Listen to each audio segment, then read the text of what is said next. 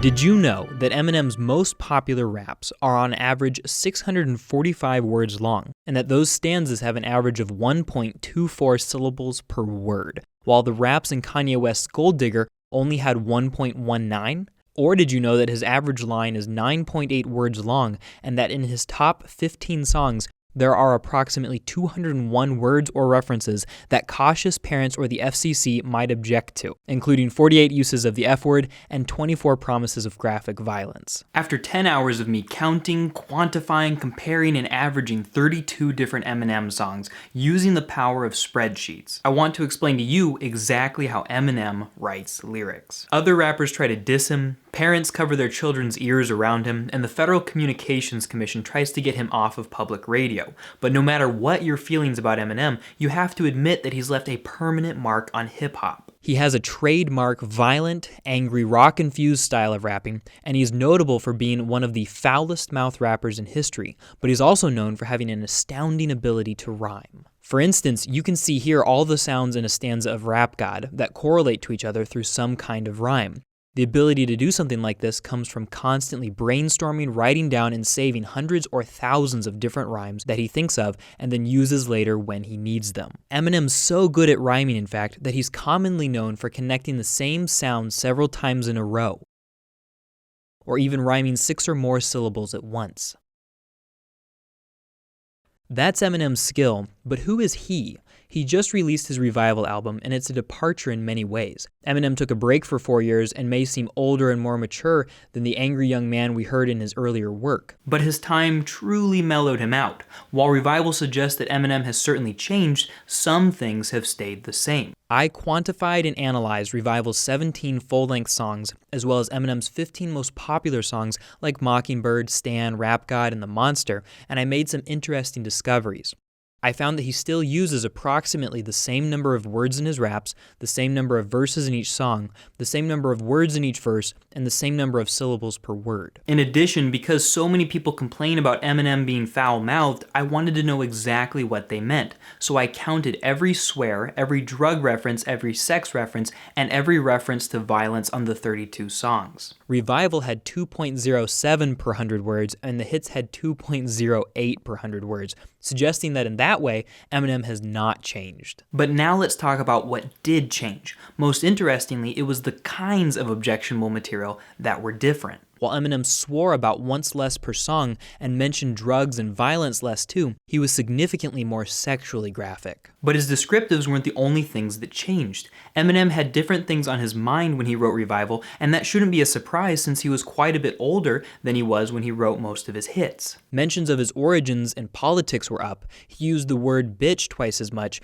and he used references to fecal matter to make points more often, like in a line from Remind Me. On the other hand, he's also more vulnerable and willing to share things he struggles with too, which made Revival feel more personal and real. Of course, while some topics trended up, others trended down. Revival Eminem, compared to mega popular Eminem, talked less about his daughter, his fans, and dissing other rappers. Slim Shady also showed up less, which connects nicely to what may have been the most significant change. And that change is the tone of the music. Listening to tone and observing the words of each of the 32 songs, I looked for trends that would set Eminem's songs apart as either sad-toned, like Mockingbird, or angry-toned, like Rap God. There were a few songs that had elements of both. I called them confused songs, like Tragic Endings, and there were others I call swagger songs, like My Name Is, in which he proudly proclaims that he'll do whatever he wants. I split the 32 songs I had quantified into these 4 categories and found some of the most astonishing results yet. First of all, Revival had more sad-toned songs than any other kind at 41%. Eminem's mega hits, on the other hand, the songs his fans know him for, were predominantly angry at 60%. Eminem got sadder and less angry on Revival, spending more time wondering what he has to do to get critics to accept him or apologizing for mistakes he's made. But when Eminem writes in different tones, his whole style changes. Topic-wise, his sad songs are most likely to mention his daughter, his career, or his songwriting struggles and process. His angry songs are most likely to mention dissing other people, Slim Shady, his songwriting skill, and his successes in his career.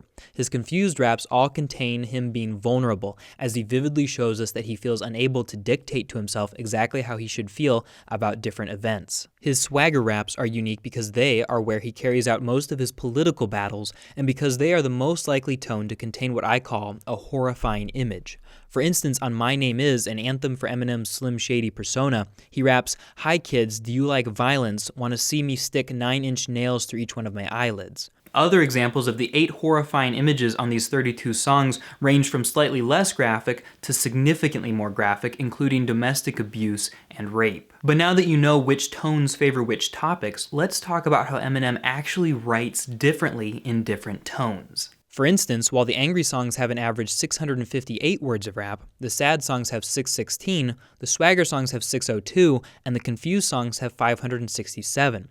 This could suggest that when Eminem is angry and dissing others, he takes his time, thoroughly defeating his enemies and flexing until he's satisfied he's made his point. It may also be easier to come up with insults than it is to talk about mistakes, failures, or things that he's confused about, which could be why the sad and confused songs are significantly shorter. But at the same time, the verbal complexity in his sad and confused tones is significantly less than in his other tones. Altogether, these 32 songs average 1.25 syllables per word, with the least being Bad Husband at 1.18, and the most being Framed at 1.43, but 63% of the rest of them fall in a range from 1.20 to 1.25, so in reality, while it may seem small, even a variation of a few hundredths of a syllable can mean a distinct shift. So what happens here is that the swagger songs are on average 1.26 syllables per word, the angry songs are 1.25, the sad songs are 1.23, and the confused songs are 1.21, much lower. As the songs get more sincere and vulnerable and less controlled,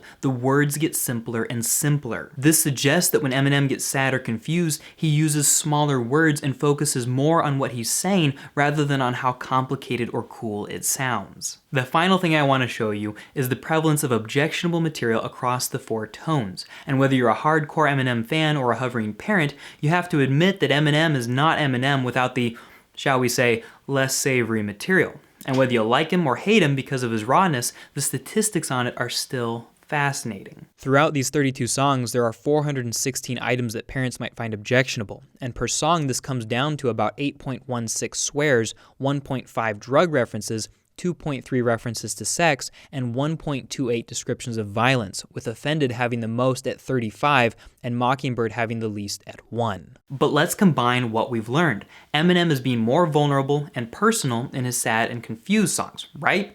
Well, when Eminem is more vulnerable, is he less crass? Well, actually, yeah. On average, his swagger songs contain 23.5 objectionable items, his angry songs contain 11.92, his sad songs go down even further to 9.55, and his confused songs slide all the way down to 7.5. When we look at how many items that is per 100 words, we find the confused and sad songs are comparable, the angry is significantly higher, and the swagger songs are insanely higher, suggesting indeed that when Eminem is sad or confused, he's far more likely to be clean as he thinks through deeper issues. What conclusions can we draw from this? His sad songs might contain almost no violence because he's so busy focusing on his own shortcomings that he doesn't bother to flail out at others. But when he gets angry, the violence increases sharply from 0.18 to 1.31 items per song, and sexually explicit mentions go even higher to 1.75 per song. Of course, both are small compared to the 3.33 violent items and 7.33 sexual items on the swagger songs. Essentially, on his swagger songs, when he's trying to be provocative and offensive, he succeeds with the highest numbers in every category. But whether it's a crass attempt to provoke, like on Offended, an emotional reverie on one's career, like Walk on Water, a rousing fight song like Lose Yourself, or a testament to his own greatness like in Rap God, Eminem reminds us he stands principally for one thing: true self-expression, and that hasn't changed from song to song. Eminem himself summarizes this best. On Without Me, he raps, "Little hellions, kids feeling rebellious, embarrassed their parents still listen to Elvis. They start feeling like prisoners helpless, till someone comes along on a mission and yells, bitch." And on Offended from Revival, he raps, "Will they put me on a pedestal or forget I was ever this incredible? I guess I better go harder than ever, cause I'll never get another motherfucking opportunity again to offend as many people with this. I can simply because I can." Thank you so much for watching. Comment the artist you want me to analyze next, and don't forget to subscribe. If you're already subscribed, hit the little ding bell so that you know when I post new videos. And you've got to watch my videos about how The Weeknd writes lyrics and how 21 Pilots writes lyrics. I also have a video around here with an immense explanation and review of Eminem's Revival album. Thanks for watching, everybody. I'm the Pop Song Professor, and I'll talk to you next time.